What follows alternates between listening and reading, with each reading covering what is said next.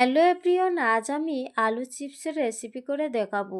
এটা ছোট থেকে বড় সবাই খেতে ভালোবাসেন, বিশেষ করে বাচ্চারা খুবই পছন্দ করেন। তাই এইখানটা আমি দুটো বড় সাইজের আলু নিয়েছি। তারপরে আলুটাকে ছাড়িয়ে পাতলা করে পিস করে কেটে নিয়েছি। তারপরে জলের মধ্যে দিয়ে 3-4 বার করে ধুয়ে নেব।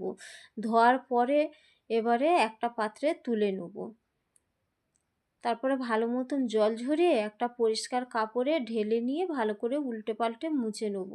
এখানটা জল থাকলে হবে না, পুরো ভালো করে মুছে নিতে হবে। দেখুন, ভালোভাবে আমার সমস্ত আলু মোছা হয়ে গেছে, পুরো শুকনো খটখটে, একটুও জল নেই। তারপরে কড়াতে তেল দিয়ে দেবো। এইখানটা আমি তেল ব্যবহার করছি ইমামির বেস্ট চয়েস, যেটা ভিটামিন A, D, E থাকে।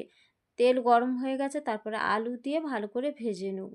দেখুন ভাজা হয়ে গেছে, তুলে নিয়ে সমস্ত চিপস আমার ভাজা হয়ে গেছে। এভাবে আপনারা বাড়িতে বানিয়ে খুব সহজে খেতে পারবেন।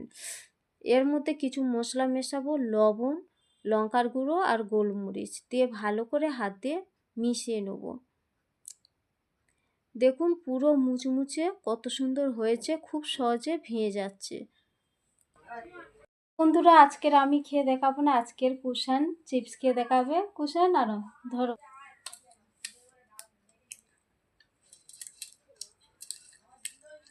দারুণ হয়েছে। লাইক সাবস্ক্রাইব করতে ভুলবে না। আজকের জন্য টাটা।